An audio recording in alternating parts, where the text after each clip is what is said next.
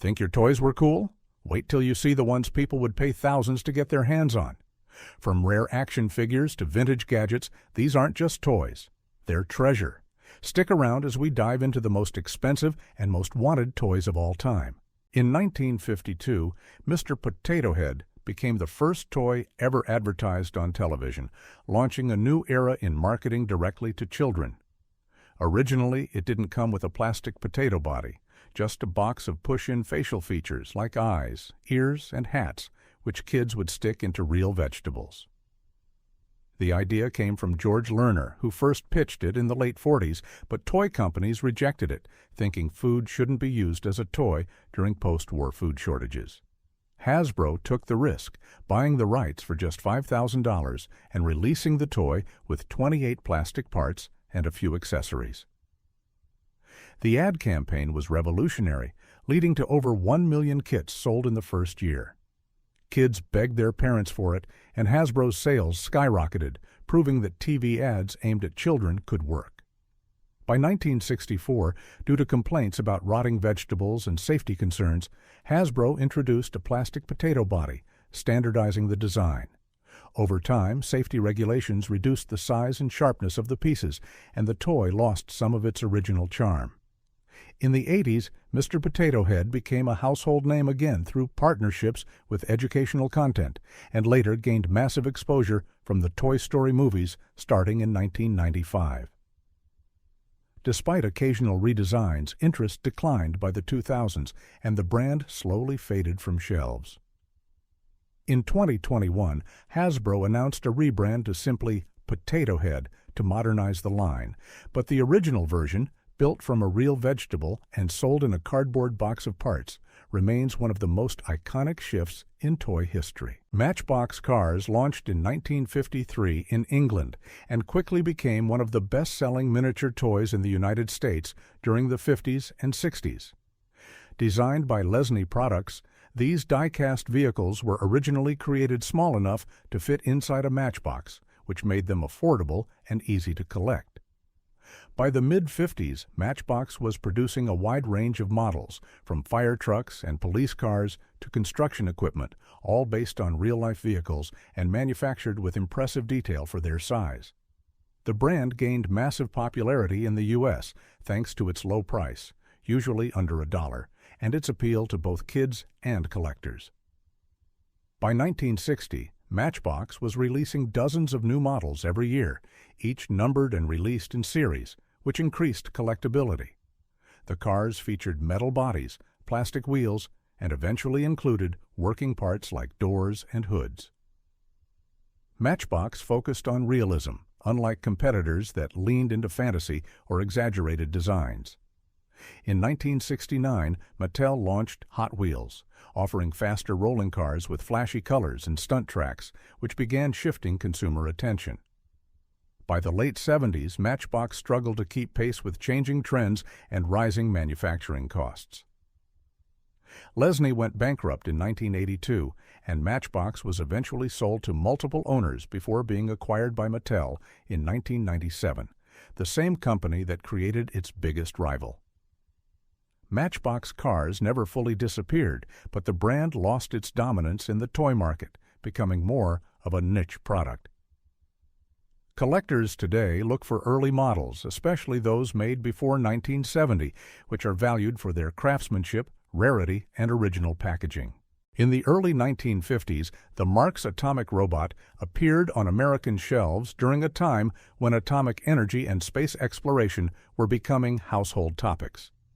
Made of tin, standing 12 inches tall, and painted silver with red arms, the robot walked with stiff legs, powered by a wind-up key in its back.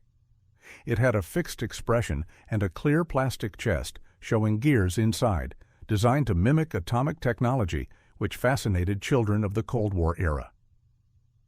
Louis Marx and Company, once called the Toy King of America, released this robot as part of its broader line of tin toys that reflected the era's obsession with science and progress.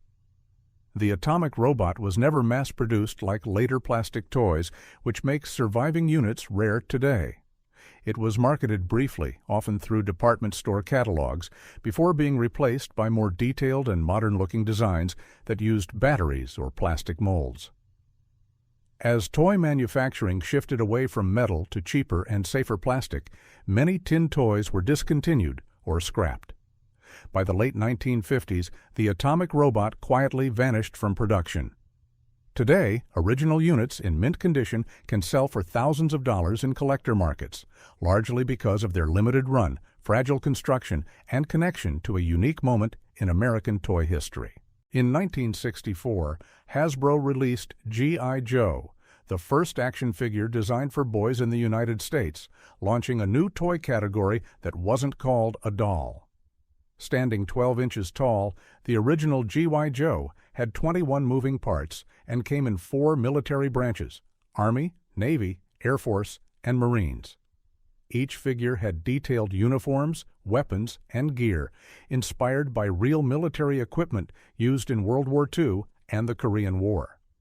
Hasbro coined the term action figure to market it to boys during a time when playing with dolls was considered strictly for girls. The toy was an instant success, driven by Cold War patriotism and growing interest in military-themed entertainment. By 1966, G.I. Joe became one of the top-selling toys in the country, generating millions in revenue. Hasbro continuously expanded the line with vehicles, playsets, and accessories, adding realism and collectability. However, in the early 70s, anti-war sentiment from the Vietnam War made military toys less popular. Hasbro tried to pivot by introducing the Adventure Team concept in 1970, removing direct comb at themes and adding new features like Kung Fu grip and lifelike hair. Despite these changes, sales declined through the mid-70s as the toy struggled to stay relevant. Rising production costs and changing cultural attitudes toward war and gender roles made it difficult to maintain interest in a large-scale military figure. By 1978, the original 12-inch G.I. Joe line was discontinued. It would later return in a smaller size and with a new direction in the 80s, but the classic version from 1964 quietly faded out after shaping how boys played for over a decade. In 1964, Rock'em Sock'em robots hit toy shelves in the United States, created by Marvin Glass and Associates and produced by the Marx Toy Company.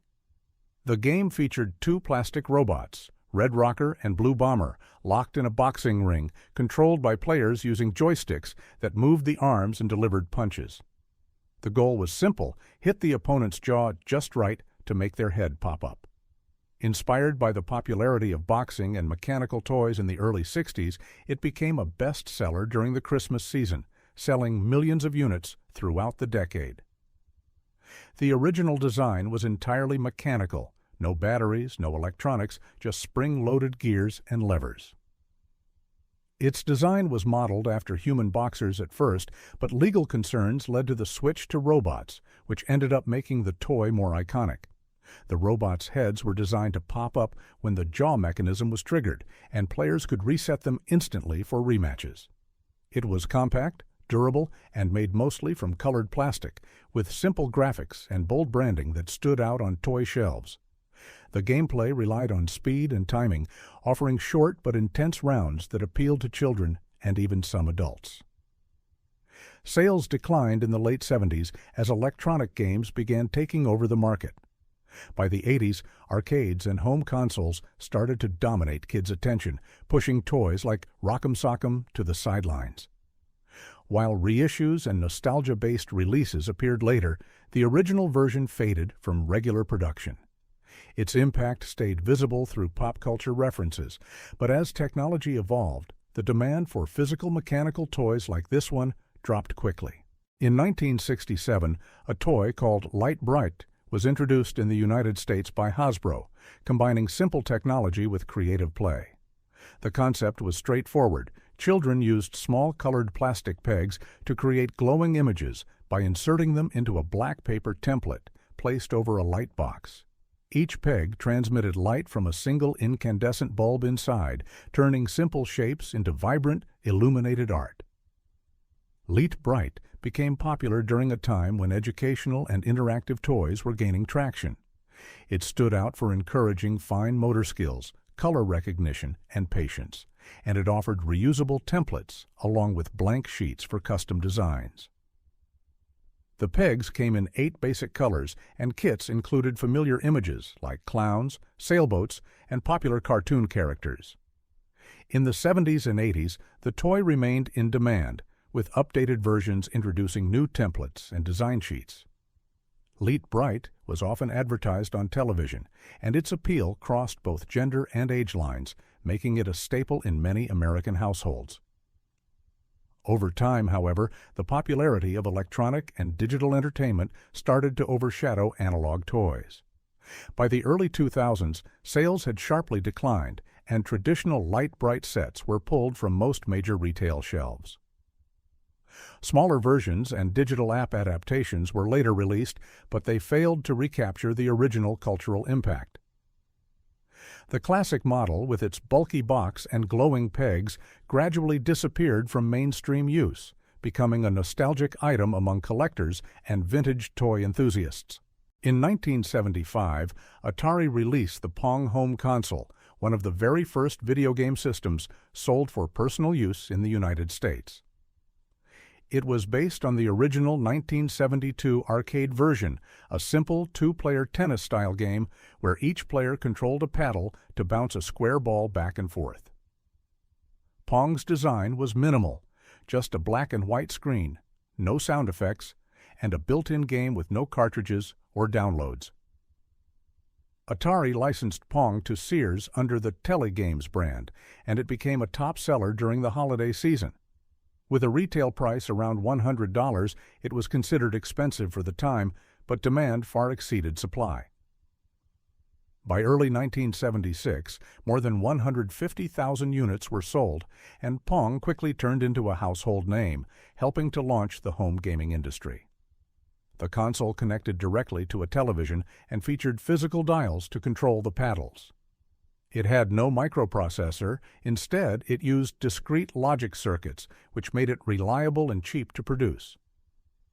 Its popularity led to a wave of imitators. Over 75 companies released similar Pong-style systems within 2 years, flooding the market. By the late 70s, Pong began to disappear.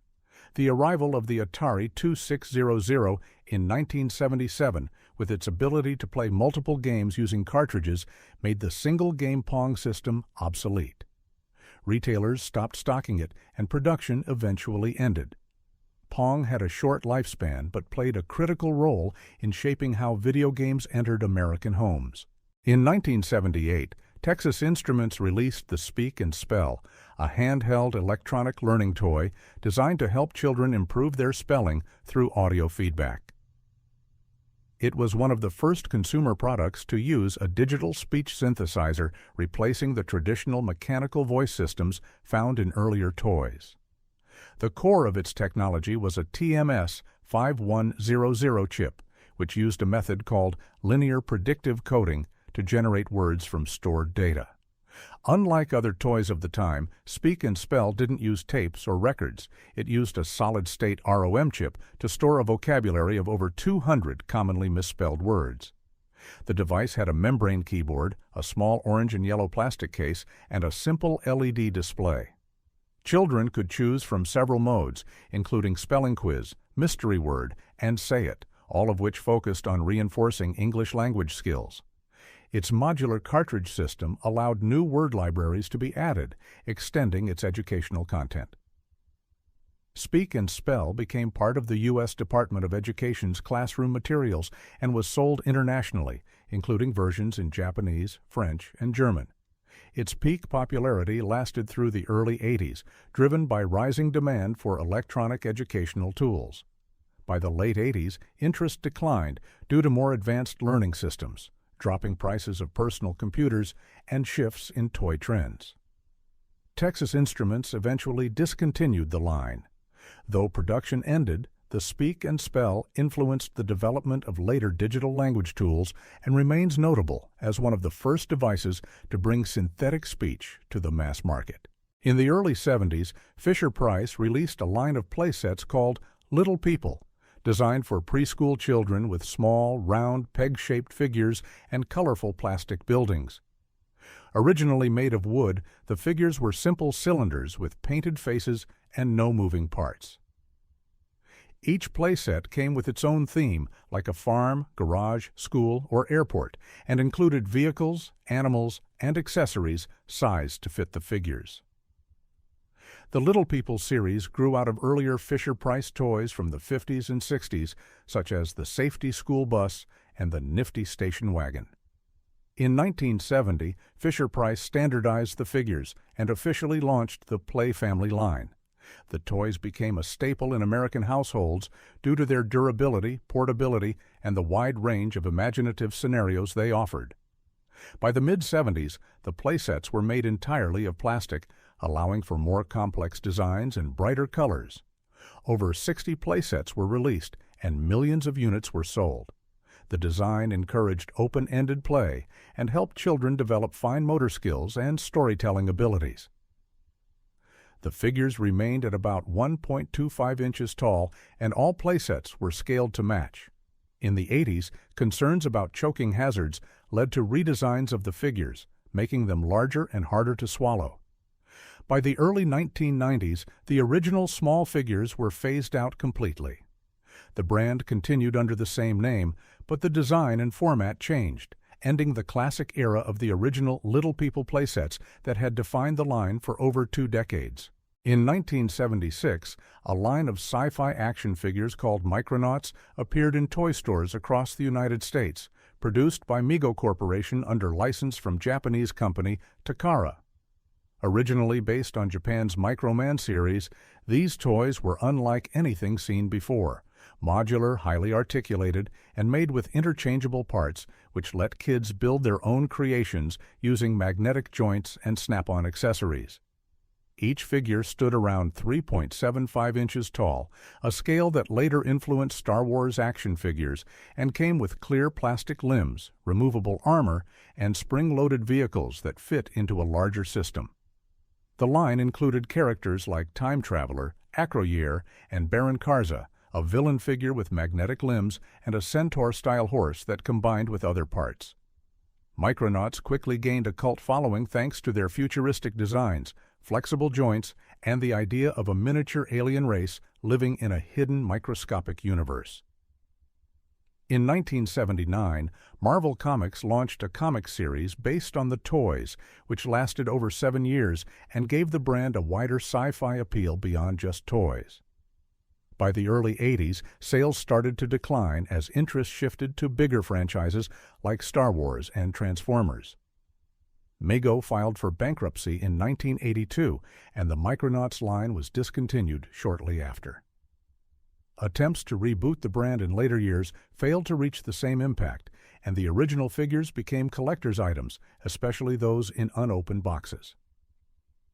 Micronauts left a mark on toy design by proving that small-scale figures with high articulation and cross-compatibility could spark long-term play and creativity. Some of these toys cost more now than a car, but for collectors, it's not just about the price, it's about the story. Which one would you want in your collection? Don't forget to like, subscribe, and let us know your favorite in the comments.